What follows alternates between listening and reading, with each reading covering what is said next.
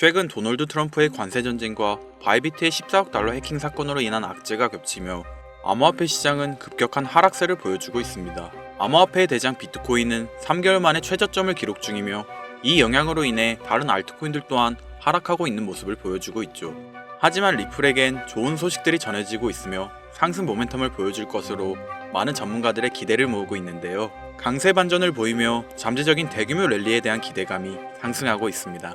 최근 SEC는 리플 펀드를 상장하자는 제안을 포함하여 ETF 투자 상품에 관한 회의를 진행하였습니다. 이번 회의 결과를 통해 SEC의 새로운 행정부는 암호화폐에 어떤 태도의 변화를 보여줄 것이며 앞으로 어떠한 모습을 보여줄지 많은 암호화폐 관련 인사들의 궁금증을 자아내고 있죠. SEC는 지난날 전 SEC 위원장 게리 겐슬러를 필두로 디지털 자산업계를 향한 강력한 규제를 적용해왔지만 최초의 코인 대통령 도널드 트럼프가 당선된 이후 도널드 트럼프는 친암호화폐 정책을 펼칠 것이라 약속하며 여러 행정 인사들의 혁신적인 변화가 있었습니다. 암호화폐의 강력한 규제를 주장하였던 게리 겐슬러가 사임되면서 SEC는 입장을 바꾸어 암호화폐 거래소들의 소송을 공식적으로 취하하고 리플과의 소송도 사실상 종료가 되어 SEC는 앞으로 암호화폐 관련 규제를 완화할 것이고 이는 디지털 자산의 부흥이 시작됨을 예고하며 암호화폐에 투자한 5천만 명의 세계 모든 투자자들은 큰 기대를 모으고 있었죠. 이를 반영하듯 리플은 24시간 이내 거래량이 크게 증가하고 고래들의 지갑에 리플의 보유량이 크게 늘어났음을 확인할 수 있었죠. 또 리플은 계속해서 새로운 기술이 개발되고 있으니 인플레이션 상승과 더불어 리플의 역사적 패턴은 리플이 상당한 이익을 얻을 준비가 되어 있음을 시사하고 있습니다. 이러한 상승장의 움직임이 예고되었을 때 우리가 주목해야 될 것이 있죠. 리플과 관련된 세력 기관들의 움직임 또한 잘 관찰해야 합니다. 버크셔 해서웨이라는 기업 많이 들어보셨죠?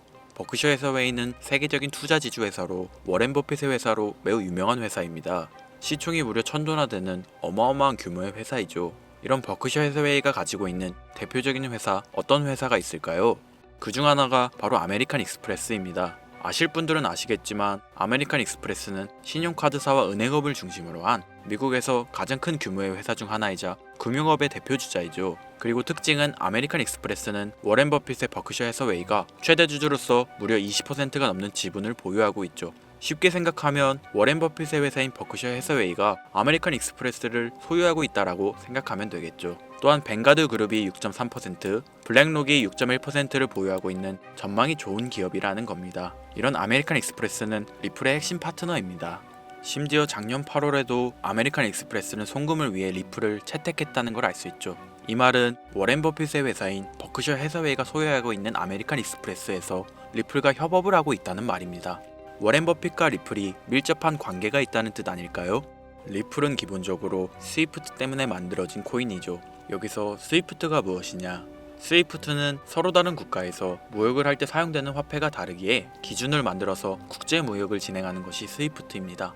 하지만 여기서 발생하는 수수료가 무려 20%나 되죠. 즉 너무 비싼 금액이죠. 그래서 이런 문제를 해결하고자 만들어진 것이 바로 리플 코인이라는 겁니다. 또한 리플은 ODL 시스템을 가지고 있어 단 몇 초 만에 전 세계 어디든 바로 송금을 할 수 있는 기술력 또한 보유하고 있죠. 수수료와 속도, 이 두 가지를 모두 잡을 수 있다는 겁니다. 그런데 지금 이 기술력을 미국이 질투하고 있다는 거죠. 그럼 여기서 생각을 해볼게요. 전 세계 최대 강국이 어디죠? 네, 미국이죠. 미국은 우스갯소리로 미국과 나머지 전 세계들의 국가들이 전쟁을 펼쳐도 미국이 밀리지 않을 거라는 이야기가 있을 정도의 강대국입니다. 단적인 예로 미국의 2022년 국방비 순위를 보시면 미국의 국방비 금액이 2위인 국가부터 10위인 국가인 국방비를 합친 것보다 무려 23%나 많은 금액을 국방비로 쓰고 있다는 겁니다. 물론 이것만으로는 단순 군사력을 비교할 수는 없겠으나 이 정도로 엄청난 초강대국이라는 거죠. 이 이야기를 왜 하냐면 미국은 전 세계의 패권을 쥐고 있는 강대국이라는 겁니다. 단순히 군사력뿐 아니라 경제력으로도 말이죠. 요즘 시대는 힘으로 찍어 누르는 시대보다 자본주의 세상이기에 경제 패권이 엄청나게 중요하다는 거예요. 지금 전 세계 공용화폐로 쓸 수 있는 유일한 화폐는 바로 달러입니다. 하지만 이제는 세상이 많이 바뀌었어요. 언제부턴가 현물화폐보다 편리하고 안전하며 유동성마저도 뛰어난 암호화폐가 탄생을 하고 말았죠. 이 암호화폐가 탄생을 하고 오랜 시간이 지나지 않아 달러의 패권이 달러의 입지가 조금씩 흔들리기 시작했고 지금은 수많은 암호화폐들이 달러의 자리를 위협하고 있는 상황입니다. 앞으로 암호화폐가 달러를 잡아먹게 된다면 미래의 미국은 전 세계의 경제 패권을 줄 수가 없게 되죠. 그래서 어떻게 하고 있죠? CBDC, 센트럴 뱅크 디지털 커런시, 즉 중앙은행 디지털 화폐. 미국에선 이 CBDC를 이용해서 달러를 디지털화시킬 계획을 가지고 나왔다는 거죠. 하지만 CBDC를 발행하기엔 오랜 시간이 필요하기에 그 시간 동안 달러의 패권이 흔들릴 것이고, 그리 된다면 달러의 입지가 위험해지고 경제 패권을 더 이상 쥘 수 없게 될지도 모른다는 거죠. 그래서 미국의 바이든 정부는 암호화폐를 규제하기 시작했습니다. 수년간 암호화폐를 규제하고 압박을 했죠. 하지만 이제는 그게 더 이상 불가능해졌다는 거예요. 세상이 달라졌다는 거죠. 그리고 그걸 알고 있고 세상의 흐름을 읽고 있는 트럼프는 비트코인 컨퍼런스에서 암호화폐 대통령이 되겠다라며 자신있게 외쳤던 것이죠. 그리고 그가 당선된 이후 정말로 친암호화폐 정책을 펼쳐나가기 시작했죠. 이미 뛰어난 사업가였던 그가 이 흐름을 놓칠 이유가 전혀 없다는 겁니다. 자, 그렇다면 앞으로 리플의 행보 어떻게 될 것 같으신가요? 정확히 잘 모르시겠죠? 그래서 제가 그에 대한 답변으로 엄청난 자료를 찾아왔습니다.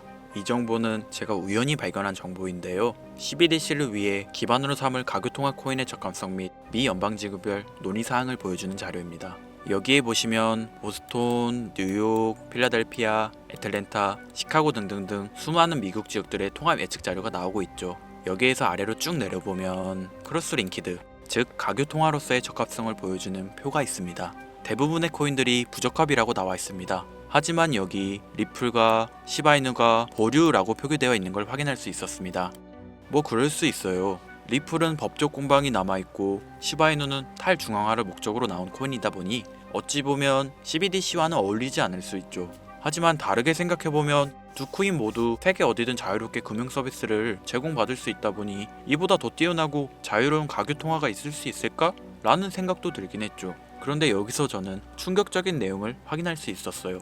여기 보이시나요? 시바이누조차 보류로 나와 있는데 이 생소한 코인이 적합이라고 나와 있었습니다. 진짜 너무 생소한 코인이었어요. 그래서 이 코인의 정보를 좀 찾아봤는데 정말 신기할 정도로 정보가 없었습니다. 그런데 바이낸스에는 이 코인이 상장이 되어 있더라고요. 그래서 저는 의구심이 들었습니다. 전 세계 은행을 이을 수 있는 가교통화 자리에 아무도 모르는 코인이, 그것도 정보도 별로 없는 코인이 리플과 시바이누보다 높은 자리를 선점하고 있다? 그리고 신기할 정도로 정보가 완벽하게 통제가 되어 있다? 아무리 봐도 너무 이상해서 곰곰이 생각을 해보다 얼마 전에 있었던 미국 대선이 떠올라서 혹시 트럼프 당선에 이목이 쏠려 있을 때를 노려 4분기에 이 코인을 가교통화로서 밀어주려는 건가? 라는 생각이 확 들더라고요. 그래서 바로 국내 거래소 중 가장 거대한 거래소인 업비트를 확인해 봤는데 놀랍게도 올해 이미 상장이 되어 있었습니다. 그뿐이 아니었죠. 일본의 비트플라이어, 중국의 후오비, 미국의 코인베이스, 유럽의 비트스탬프, 인도의 와즈렉스, 두바이의 바이비트 등 전 세계에서 내놓아야 할 가상화폐 거래소에 모두 4분기 상장 예정인 코인으로 올라와 있었습니다. 이제 이해가 되기 시작했죠. 이 코인을 말미삼아 미국이 다시 한번 전 세계 경제 패권을 쥐려고 하고 있는 것 같습니다. 제가 그래서 이 코인을 구독자님들에게 공유해 드리려고 영상을 촬영해서 올렸는데 이게 유튜브 측에서 자체적으로 막아버리더라고요. 아무래도 미국 대선과 관련해 있는 코인이다 보니 유튜브 측에서 자체 필터링이 되는 것 같아요. 벌써 2번이나 경고 먹었어요.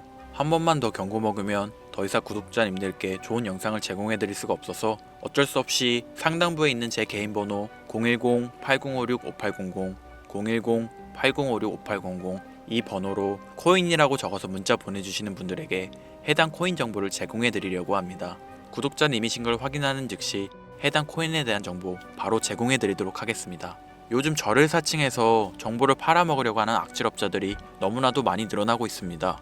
제보가 진짜 빗발치고 있어요. 다시 한번 말씀드리지만 저는 절대로 금전을 요구하거나 멤버십 가입 유도 및 개인정보 등을 요청하지 않습니다. 그런 사칭범들이 워낙 많아 문자 보내주시는 분들 한 분 한 분 제 구독자님이신지 확인 후 공유해드리다 보니 약간의 시간이 소요가 된다는 점 다시 한번 양해 부탁드립니다. 저는 많은 거 안 바래요.